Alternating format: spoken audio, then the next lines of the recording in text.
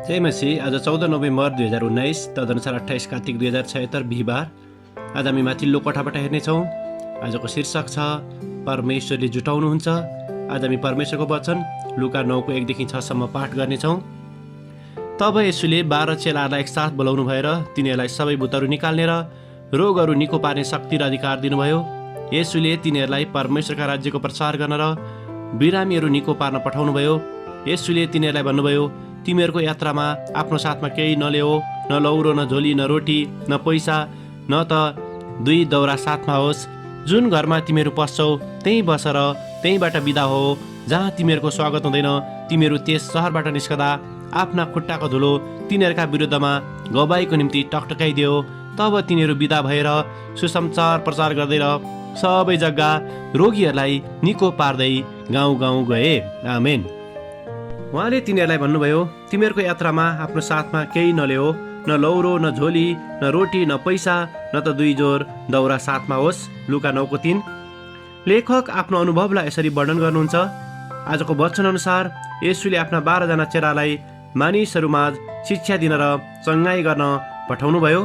म विश्वास गर्दछु हामी सबैजना पनि परमेश्वरको सुसमाचार मानिसहरूमा पुर्याउन र उनीहरूलाई मुक्तिको बाटो देखाउन बोलाइएका हौँ।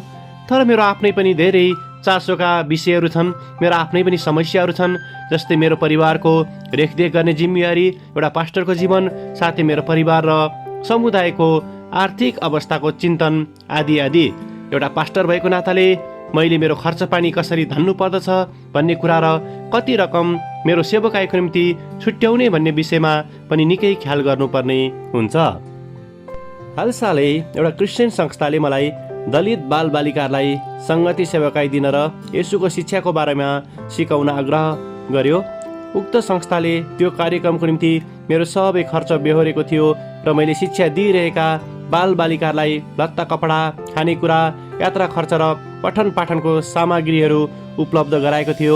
यद्यपि उक्त संस्थासँग करिब 6 महिनासम्म सँगै काम गरिसकेपछि पनि के मैले असल साथ येशूले आफ्ना चेलाहरूलाई दिनुभएको आज्ञाको पालना त गर्दैछु भनेर आफैलाई प्रश्न सोधेँ। के म सेवकाई गर्न सक्षम भएको छु या छैन भन्ने चासो ममा यथावत नै थियो। हामीले जसरी सेवकाई गरे तापनि वास्तवमा हामी येशूको मुक्तिको सुसमाचार मानिसहरूमाझ पुर्याउन बोलाइएका हौँ। जब हामी परमेश्वरको सेवकाईमा आफूसँग भएका कुरालाई बाँड्दछौँ तब हामी उहाँबाट आउने प्रतिज्ञामाथि भर पर्न सक्दछौँ। त्यसैले जब हामी आफ्नो जीवन परमेश्वरको कार्यको निम्ति अर्पण गर्दछौँ हामीले कुनै किसिमको चिन्ता गर्नु पर्दैन। हो, परमेश्वरले हामीलाई उहाँको सेवकाई गर्नको निम्ति तयार गर्नुहुन्छ र सबै कुरा जुटाउनुहुन्छ। आमेन। आजको विचार, जब म परमेश्वरको बोलावटलाई सुन्दछु तब उहाँले मेरा आवश्यकतामा जुटाउनुहुन्छ। प्रार्थना।